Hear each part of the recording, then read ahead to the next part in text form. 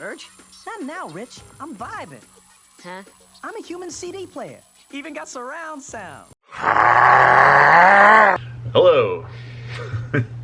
Okay, I'm the Odd Spectre, and I'm back with another video within 6 months, I think. But anyway, Static Shock is a character, a good one, that I like a lot.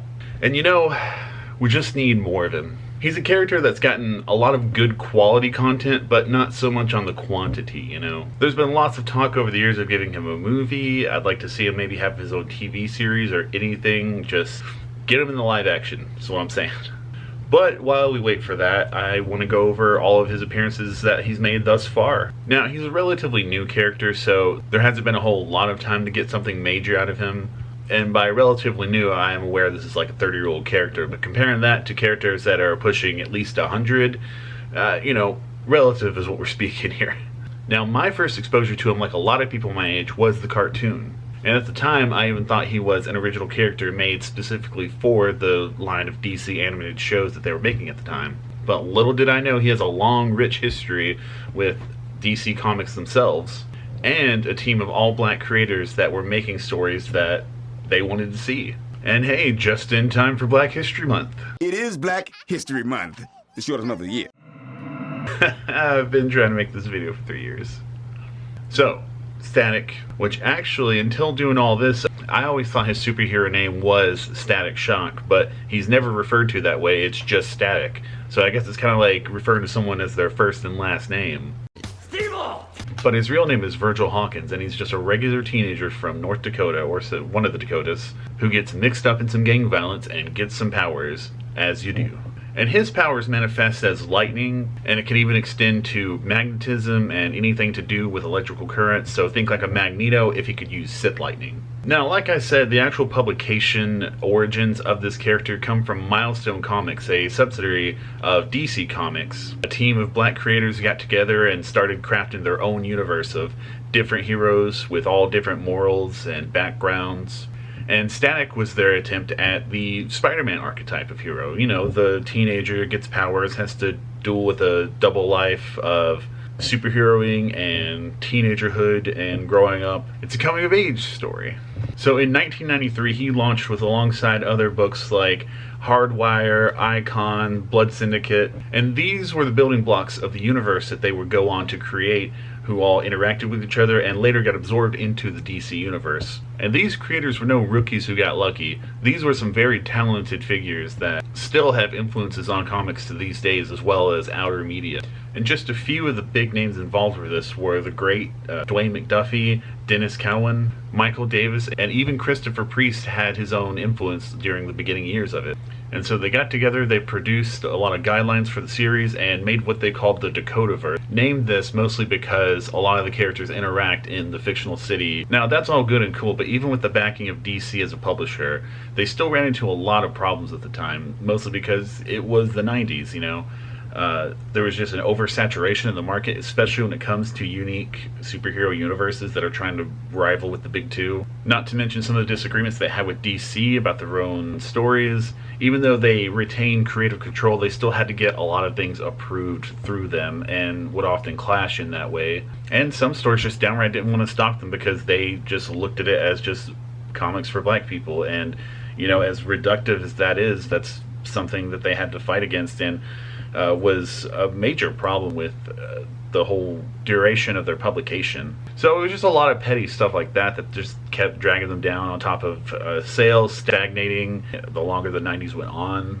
But this was the birthplace of Static, and with a healthy 45-issue run and a 4-issue follow-up to cap off the series, this was some pretty quality storytelling with a character that had a lot of potential, as did the rest of the universe, to be honest. And so eventually it came to pass that Milestone could just not keep publishing anymore, and their properties got fully absorbed into DC, and this is where we start seeing the more integration of the Dakota characters in the DC universe proper. First, they start off with a big crossover as two distinct universes, and then eventually it's just a full-on, you know, we get Static with the Teen Titans, and that's where he remains for pretty much the rest of the DC publication up until the New 52 relaunch, which reset everything. Now, you can find Static's original run in the 2 volumes of the Milestone Universe Compendium, which just collects everything they were printing at the time. So it at least has been reprinted in some capacity, but I would just like to see like a single release from it to get out to people who maybe aren't interested in reading thousands of pages of comics. I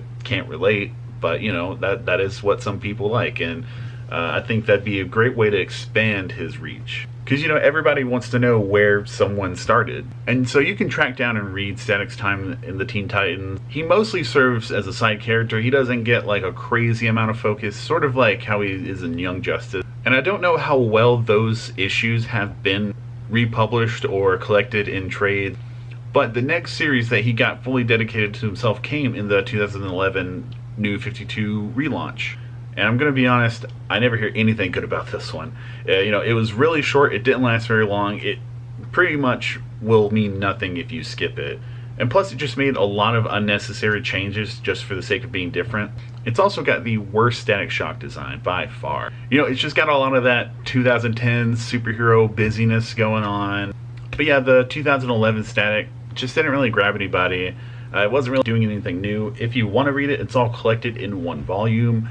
But it really just doesn't leave that much of an impression on you. That brings us to today, where he has an ongoing series currently. It's pretty much a culmination of everything that has made Static great throughout the last 30 years of his existence. So in this series, Static is in his own universe again, along with all the other Milestone originals. Created as part of a big relaunch, it takes a lot of cues from the original series, putting a lot of the characters back where they were in that situation, while also having a lot of updates that relate to the current day and, you know, take from the show, all while managing to have its own identity amongst all the Static variations that we've had. His core origin is still there with the gang fight, but yeah, the story to the new Static comic is just as gripping as ever. And like I said, it does have some proper and relatable updates to the story. Like now it's a Black Lives Matter rally that Virgil ends up getting his powers at because the police attack it, release all the chemicals and everything. So it's very much in the same vein of dealing with tough topics like the show did, like the original comic did. And this time around, his powers aren't kept a secret from his family because, well, his main enemy, Hotstreak, shows up to his house for revenge and burns it down. Now, while the damage to that was kept at a minimum, the family still has to get together and talk about what they're going to do about his powers and how they can deal with this going forward. I love the fleshed out nature of Virgil and his sister's relationship.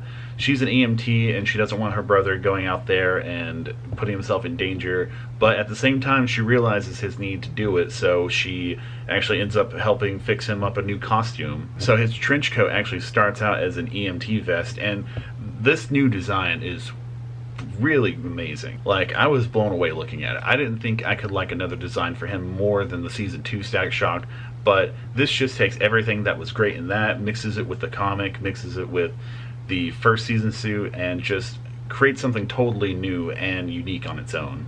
And so yeah, the fights, the perseverance, the character work in the series are all excellent, and you know, it's just been recently collected. I'm pretty sure you can track down the issues if you wanted to. The next volume in it has just started, and I'd highly recommend this. Like, if this is where you end up getting your start in Static Shock, it is not a bad start at all. But like I said, there's the TV show, there's this comic. Really, not any of them are bad adaptations. So yeah, that's my overview of all Static Shock media. And you know, there's been rumors and hints and plans to make a movie here and there, and I think they should just go for it. You don't have to wait to introduce some kind of universe. Oh, you gotta hear this character, that character. You could just dive straight in to Static Shock, just give him a movie, and I would love to see that. And I would love to see more dedicated collections of this character coming out. You know, there's just so much potential to be had even after 30 years of writing this character. And so there it is. I hope you enjoyed my overview of it, and you could tell me, where was your first experience with Static? Have you not experienced him yet? You know, which one of these do you think you would like to check out? Let me know in the comments, and you know, we'll talk about it some. And thanks for watching.